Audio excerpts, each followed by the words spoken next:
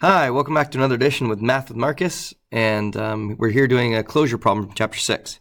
This is about finding the area of a parallelogram, and they gave us the area of the shaded region is 3 square inches.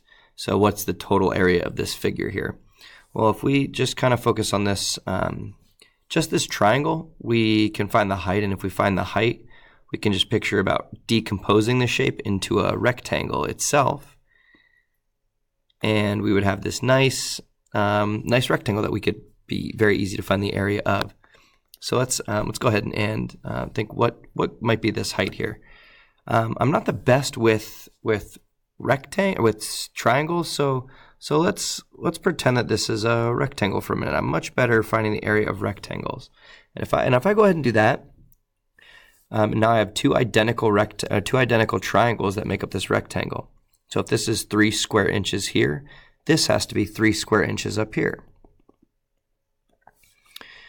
Now I would think, well, what does the height have to be of this rectangle to produce an area of 6 square inches?